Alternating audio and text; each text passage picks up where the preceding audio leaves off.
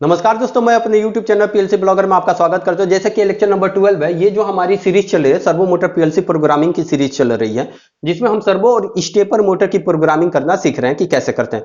उससे पहले हमको ये सीखना पड़ता है कि जो हमारे सर्वो और स्टेपर मोटर के जो भी इंस्ट्रक्शन यूज होता है उसको उसका मतलब क्या है, कैसे उसको यूज करना है, तो उसके बारे में हम स्टडी कर रहे हैं। दोस्तों, ये अगर आपको वीडियो पसंद आ रहे हैं तो प्लीज वीडियो लाइक कीजिए, शेयर कीजिए, चैनल को सब्सक्राइब कीजिए। अगर आप प्रीवियस लेक्चर को नहीं देखे हैं तो कृपया उसको देख लीजिए, उसका लिंक इस वीडियो डिस्क्रिप्शन बॉक्स में मिल जाएगा, तो वहां से विजिट करके पूरे लेक्चर को देखिए, ताकि आपको सर्वो मोटर पे एकदम कमांड रहे। सर्वो या स्टेपर मोटर को कैसे ऑपरेट करना मीन्स, या फिर 2 सर्वो हो, 3 सर्वो, 4 सर्वो हो, मीन्स जितना भी सर्वो उसको ऑपरेट करने के लिए आप एकदम मीन्स परफेक्ट हो जाएं कि हाँ, मैं इस सर्वो मोटर को ऑपरेट कर सकता हूं और इसकी प्रोग्रामिंग कर सकता हूं। तो दोस्तों, हम वीडियो को शुरू करते हैं और इसके प्रीवियस लेक्चर को जरूर देखिए अगर आपने नहीं देखा है। तो आज हमारा जो लेक्चर है इस पे बेस है DRVI और DDRVI, जिसका अगर फुल फॉर्म इसका समझा जाए तो रिलेटिव पोजीशन कंट्रोल। ये बहुत ही इंपॉर्टेंट इंस्ट्रक्शन है और आपको समझना भी बहुत जरूरी है कि रिलेटिव पोजीशन क्या होता है। कई बार आपको सुनने को मिलता है कि relative position, relative output means relative से क्या मतलब है, रिलेटिव पोजीशन है क्या, इसके बारे में आज स्टडी करेंगे दोस्तों। तो देखिए, ये हमारा इंस्ट्रक्शन का फॉर्मेट है DDRVI। अच्छा, DRVI 16 बिट के लिए, DDRVI 32 बिट के लिए यूज किया जाता है, ये इंस्ट्रक्शन यूज किया जाता है। अब देखो, ये इंस्ट्रक्शन का फॉर्मेट है S1 S2 D1 D2। S1 जो होता है नंबर ऑफ पल्स होता है। नंबर ऑफ पल्स का मतलब ये नंबर ऑफ मींस पोजीशन है, और ये हमारा जो S2 है पल्स आउटपुट फ्रीक्वेंसी, ये हमारी स्पीड है। मींस सर्वो मोटर को किस स्पीड से चलानी है उसकी वैल्यू हम यहां पर फीड करेंगे मींस S2 में। और D1 हमारा है पल्स आउटपुट डिवाइस, किस आउटपुट पॉइंट पे आप पल्स लेना चाहते हैं, जैसे Y0 Y1 या फिर Y2 Y3, किस पे आप आउटपुट लेना चाहते हैं, वो पल्स का नंबर मींस आउटपुट टर्मिनल है कि Y0 Y1 क्या लेना चाहते हैं। और ये D2 है हमारा डायरेक्शन मींस डिवाइस डायरेक्शन का रोटेशन है। मींस इससे हमारा servo motor clockwise anti clockwise means rotate होगा। उसका अगर डायरेक्शन के लिए आउटपुट पुट करना है तो हमको D2 में पुट करना पड़ेगा। बेटर अंडरस्टैंडिंग के लिए आप प्रैक्टिकल वीडियो भी जरूर देखिए, मैं इस पे समझा रहा हूं, इसका प्रैक्टिकल वीडियो भी देखिएगा। और इसके बाद में इस पे बेस्ड लेडर लॉजिक को सॉल्व करके मींस 2 सर्वो 3 सर्वो का कैसे प्रोग्रामिंग करते हैं उसके भी बारे में बताऊंगा दोस्तों। अब आप देखिए, इस इंस्ट्रक्शन को यूज करना चाहते हैं तो कुछ इसके इंपॉर्टेंट पॉइंट है, आपको ध्यान में रखना पड़ता है। ये बहुत इंपॉर्टेंट इंस्ट्रक्शन है। अब देखिए, ये क्या लिखा है, विथ दिस कमांड, इस कमांड के साथ DDRVI के साथ with this command desire number of the pulse. ये इस बहुत important point, first important point है कि desire number of pulse at the desire frequency, second important point है। और थर्ड जो है प्रोड्यूस इंक्रीमेंटर और रैंप्ड। ये इस इंस्ट्रक्शन का 3 इंपॉर्टेंट पॉइंट है कि desire number of the pulse. Desire number of the pulse का मतलब होता है कि डिजायर पोजीशन मींस क्या पोजीशन है। जैसे कि पोजीशन कहने का मतलब कि आप चाहते हैं कि 20 mm 25 mm 50 mm 100 mm, तो ये आपकी पोजीशन है मींस ये डिजायर है। जितना आप पोजीशन चाहते हैं मींस जितना mm या फिर जितना डिग्री रोटेशन चाहते हैं वो आपके ऊपर डिपेंड करेगा कि कितना आप mm जाना चाहते हैं, कितना रिवर्स फॉरवर्ड जो भी है। तो ये जो desire number of the pulse का मतलब है कि ये पोजीशन है, मींस ये हमारी पोजीशन ऐसे बोल सकते हो, ये हमारी पोजीशन है। पोजीशन मींस कितना mm कितना डिग्री ट्रेवल करना है वो वैल्यू हम यहां पे फीड कर देंगे। अब देखो, डिजायर फ्रीक्वेंसी मींस अगर आप 25 mm ट्रेवल करना चाहते हो तो वो किस स्पीड से ट्रेवल करना चाहते हो मींस, या फिर अगर किसी सर्वो को रोटेट करना चाहते हो क्लॉकवाइज या एंटी क्लॉकवाइज डायरेक्शन में तो उसकी क्या स्पीड रखना चाहते हो, कि मींस धीरा फास्ट या फिर स्लो फास्ट या फिर उससे भी फास्ट रखना चाहते हो, तो उसकी स्पीड वही होती है desire of the frequency. Desire frequency means ये स्पीड, यहां पे हमारा क्या होगा, स्पीड होगा मींस किस स्पीड से सर्वो मोटर को चलाना चाहते हो, ठीक है। और इंक्रीमेंटली और एंड रैंप्ड के बारे में बताता हूं। ये है यहां पे आउटपुट। सपोज अगर Y0 पे हम पल्स लेना चाहते हैं, आउटपुट होगा, और Y1 डायरेक्शन हम ले सकते हैं।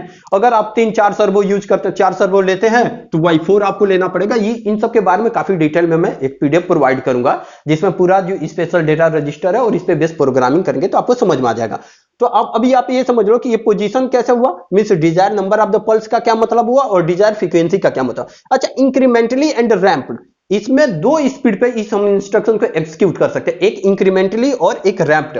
पहले मैं इंक्रीमेंटली बता देता हूं। अच्छा, सेकंड पॉइंट इसको भी देख लीजिए, इसके बाद इस पर डिस्कस करता हूं। इस थर्ड पॉइंट पे S1 कैन बी पॉजिटिव और निगेटिव मींस S1 ये जो पोजीशन है ये पॉजिटिव और निगेटिव दोनों हो सकता है। मींस अगर मैं ये कह दूं कि 50 mm फॉरवर्ड ट्रेवल करना है, तो मैं यहां पे जो पल्स है हमारा वो प्लस का रखूंगा।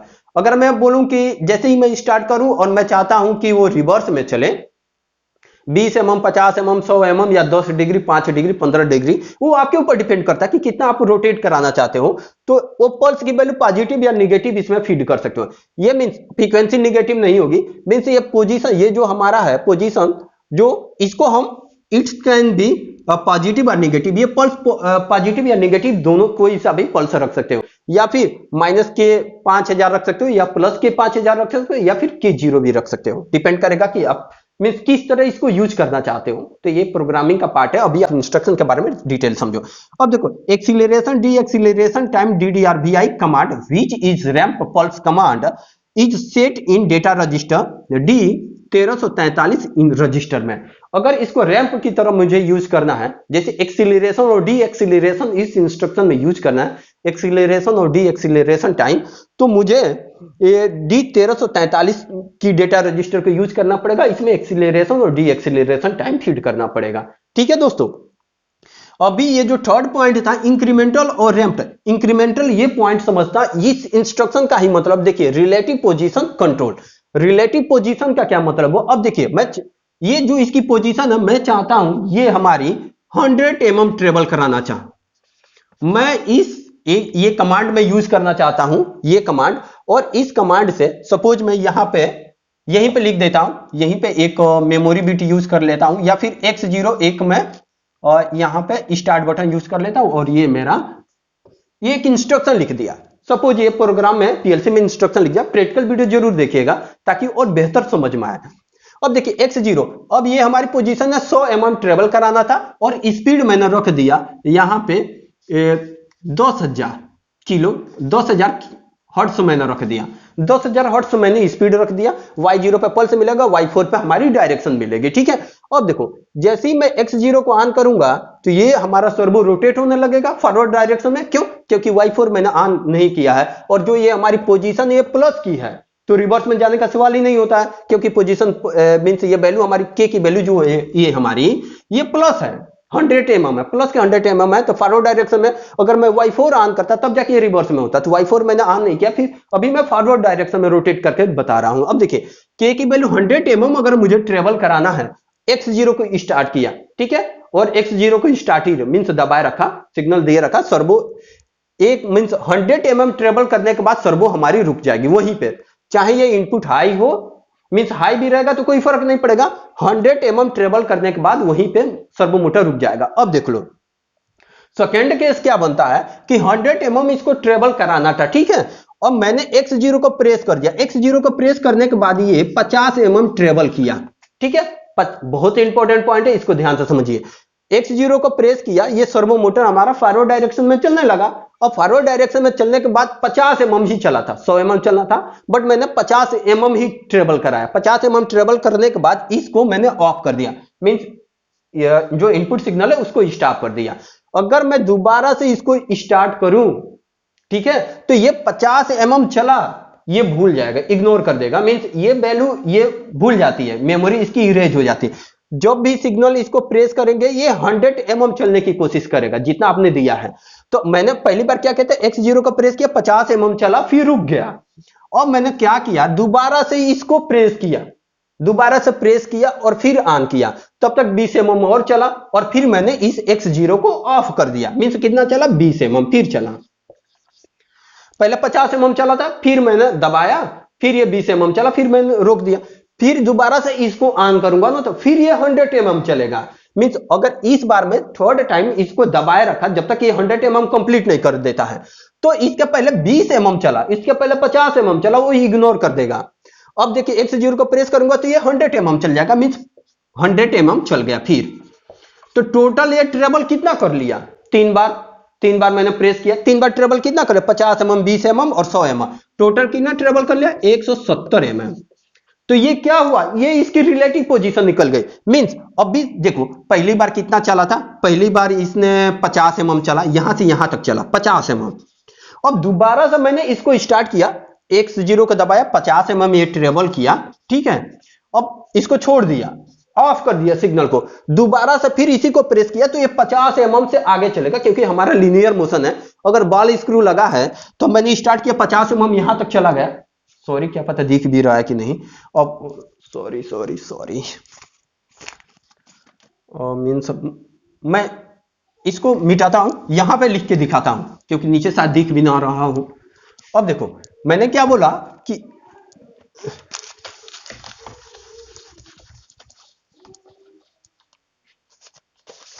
मैं ये बोल रहा हूं कि देखिए अगर मैंने x0 का प्रेस किया 50 mm ट्रेवल किया, मींस 50 mm ट्रेवल किया, बॉल स्क्रू लगा है, स्टार्ट किया 50 mm ट्रेवल कर दिया, दोबारा से इसको स्टार्ट करूंगा, टोटल आपको कितना mm दिए हैं, 100 mm ट्रेवल करने के लिए आपने दिया कि 100 mm ही ट्रेवल करना चाहिए। मैंने x0 का प्रेस किया 50 mm ट्रेवल किया, फिर x0 को छोड़ दिया, फिर मैं दोबारा से अगर प्रेस करूं ना तो फिर ये 100 mm चलने लगेगा, मींस अब 50 mm से आगे अब चलने लगेगा। मैंने फिर इसको प्रेस किया तो ये 20 mm और चलने दिया, मैंने सिर्फ 20 mm चलने दिया फिर रोक दिया, मींस ये 20 mm चलने लगा, फिर रोक दिया सेकेंड टाइम में। अब थर्ड टाइम में मैं चाहता हूं कि मींस फिर दोबारा से इसी इंस्ट्रक्शन को एग्जीक्यूट करना चाहता हूं, उसी मींस प्रोग्राम में दोबारा से x0 को प्रेस करूंगा तो ये 100 mm फिर चलने की कोशिश करेगा, क्योंकि इसको 100 mm का कमांड दिया। फिर यहां से अगर ये 100 mm चलता है तो टोटल कितना ट्रेवल करे, ये 50 20 और 100 170 mm ट्रेवल कर लिया। तो 170 mm क्या हुआ, रिलेटिव पोजीशन, मींस पहले कितना चला था 50 चला था, फिर इसने क्या चल मींस आपने दोबारा सिग्नल दिया 20 चल गया, फिर दोबारा आपने सिग्नल दिया तो 100 mm चल गया, मींस टोटल ये रिलेटिव पोजीशन, मींस पहले जहां पे चला था वहीं से इसको स्टार्टिंग पॉइंट मान लिया। अब देखो एक बार फिर समझो, इस इंस्ट्रक्शन का सबसे इंपॉर्टेंट पॉइंट ये समझना आपको कि आपने जहां तक चलाया छोड़ दिया, अब जहां वही फिर उसको स्टार्ट करेंगे तो जहां पे आपने छोड़ा था वहीं से वो चलेगा, मींस वो क्या रहा प्रीवियस पॉइंट, उसका रिलेटिव पोजीशन। हम सॉरी यार, जब हम अर्थमेटिक पढ़ते हैं तो उसमें रिलेटिव पोजीशन निकालते हैं ना, means relative motion relative position, तो कुछ ऐसा ही है इस पॉइंट को भी। जैसे अब एक टाइमर ले लीजिए, हम जैसे टाइमर यूज करते हैं, T0 यूज कर लिया और 10 सेकंड का टाइम दे दिया, मैंने 5 सेकंड चलाया, 5 सेकंड के बाद मैंने क्या किया, ऑफ कर दिया, तो क्या वो टाइमर 5 सेकंड के बाद चलता है, नहीं चलता, क्योंकि वो रिटेंटिव नहीं है। वो फिर दोबारा सिग्नल दो तो वो फिर 0 से काउंट करने लगता है, मींस 1 सेकंड 2 सेकंड। तो सेम टू सेम यही है, ये भी रिलेटिव पोजीशन है। 50 mm चला, आपने रोक दिया, फिर दोबारा से स्टार्ट करेगा तो 100 mm चलने की कोशिश करेगा, क्योंकि आपने 100 mm दे रखा है, तो प्रीवियस पॉइंट क्या होगा, उसकी रिलेटिव पोजीशन है। तो यही हमारी क्या है, रिलेटिव पोजीशन है। अब इसका प्रैक्टिकल वीडियो जरूर देखिएगा, मैं वहां पर प्रैक्टिकली इसको करके दिखाऊंगा, देन आफ्टर इसको लेडर लॉजिक में कैसे यूज करना वहां पे भी बताऊंगा। अच्छा, ये हमारी फर्स्ट एक पॉइंट था। एक पॉइंट और इसका इंपॉर्टेंट पॉइंट है, इसकी जो ये हमारी फ्रीक्वेंसी है, ये फ्रीक्वेंसी डिपेंड करता है, देखिए अगर 16 बीट का है, 16 बीट का है तो इसकी फ्रीक्वेंसी 10 हर्ट्ज है, आप लेके 32,767 हर्ट्ज तक फ्रीक्वेंसी दे सकते हैं, ठीक है। अगर ये 32 बीट में यूज कर, मींस DDR-VI 32 बीट का है, 32 बीट, तो यहां पे क्या कर सकते हैं, मींस यहां पे ये 16 बीट का है, तो ये 10 हर्ट्ज से लेके मींस यहां पे आप फ्रीक्वेंसी यूज कर सकते हैं 2 लाख हर्ट्ज तक यूज करते हैं, डिपेंड करता है ये अगर हमारा SB2 और EH2 मॉडल है तो 2000, अदरवाइज इससे भी अगर लो वर्जन का है तो वहां पे 1 लाख हर्ट्ज तक फ्रीक्वेंसी आप प्रोवाइड कर सकते हैं। मींस यहां पे जो इसकी स्पीड है मिनिमम 10 हर्ट्ज होनी चाहिए, ठीक है। इस इंस्ट्रक्शन का इंपॉर्टेंट पॉइंट ये भी है। अब देख लो, एक पॉइंट और मैं बता देता हूं आपको। अब आप ये सोच रहे हैं कि क्या इसकी जो स्पीड है यहां पे 10,000 था, इसको मैं अगर मिनिमम 10 हर्ट्ज रखना, क्या मैं इसको अगर 2 हर्ट्ज रख दिया, 2 हर्ट्ज की स्पीड से मैं सर्वो को रोटेट करना चाहता हूं तो क्या होगा, अब बताओ। मींस 10 हर्ट्ज इसकी मिनिमम फ्रीक्वेंसी, क्या मैंने इसको 2 हर्ट्ज दे दिया तो चलेगा, क्या इसको मैं 5 हर्ट्ज तक दे दिया तो चलेगा, हाँ ये मोटर चलेगा, सर्वो मोटर चलेगा, बट इसकी जो स्पीड होगी वो 10 हर्ट्ज पे ही चलेगा। अगर 10 हर्ट्ज से अगर आप इसकी वैल्यू कम रखे हैं ना, तभी भी ये 10 हर्ट्ज से चलेगा, क्योंकि इसकी मिनिमम फ्रीक्वेंसी कितनी है, 10 हर्ट्ज है, 10 हर्ट्ज से ही चलेगा। अगर 1 हर्ट्ज 2 हर्ट्ज 3 हर्ट्ज भी रख देंगे तभी भी ये 10 हर्ट्ज से जो फ्रीक्वेंसी का पल्स जनरेट होगा उसी हिसाब से। अगर इसकी मैक्सिमम फ्रीक्वेंसी अगर 2 लाख है, अगर 2 लाख रख दिए तो ठीक है। अगर आप सोच रहे कि 2 लाख के बजाय मैंने इसकी फ्रीक्वेंसी 3 लाख कर दिया, अगर 3 लाख कर दिया, 3 लाख हर्ट्ज कर दिया, तो अब क्या होगा, क्या ये 3 लाख हर्ट्ज पे चलेगा फ्रीक्वेंसी, मींस ये सर्वो मोटर तभी भी रोटेट होगा, बट इसकी जो मैक्सिमम स्पीड हमारी कितनी थी, मैक्सिमम फ्रीक्वेंसी जो ऑपरेटिंग फ्रीक्वेंसी 2 लाख हर्ट्ज है, अगर 2 लाख से ऊपर कितना हो भी रख दीजिए, फिर भी इसकी जो स्पीड होगी 2 लाख हर्ट्ज पे जो स्पीड थी वही फ्रीक्वेंसी रहेगी, भले आप 3 लाख या 4 लाख रख सकते हैं। तो इसकी ये मींस ये भी पॉइंट आपको ध्यान रखना है कि मिनिमम 10 हर्ट्ज, अगर 1 हर्ट्ज 2 हर्ट्ज भी रख दिए तभी भी वो 10 हर्ट्ज पे ही पल्स जनरेट करेगा।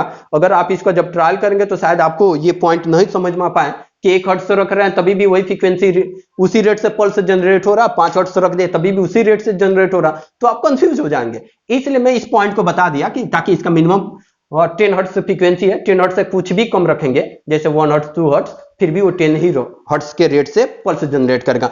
मैक्सिमम 2 लाख से कितना भी अधिक रख लीजिए तभी भी वो 2 लाख पे ही पल्स को जनरेट करेगा। अच्छा, रैंप के लिए मैं एक मींस PLSR इंस्ट्रक्शन जो बताऊंगा, PLSR रैंप के लिए, उसमें एक्सीलरेशन और डी एक्सीलरेशन टाइम कैसे यूज करना है उसके बारे में बताऊंगा, और इसकी स्पेशल डेटा रजिस्टर क्या होता है उसके भी बारे में तब मैं उस समय ये पॉइंट एक्सप्लेन करूंगा, इसका रैंप वाला, और प्रैक्टिकली करके दिखाऊंगा। दोस्तों अगर आप इसका प्रैक्टिकल वीडियो नहीं देखें तो कृपया इसको देख लीजिए, वीडियो बड़ा होते जा रहा है, तो इसका लिंक वीडियो डिस्क्रिप्शन बॉक्स में मिल जाएगा। अगर दोस्त मेरे वीडियो पसंद आ रहे हैं तो प्लीज वीडियो को लाइक कीजिए, शेयर कीजिए, चैनल को सब्सक्राइब कीजिए। अगर वीडियो से रिलेटेड किसी तरह का सुझाव या शिकायत हो तो हमें जरूर बताएं, हम उसको सुधार करेंगे। तब तक के लिए नमस्कार।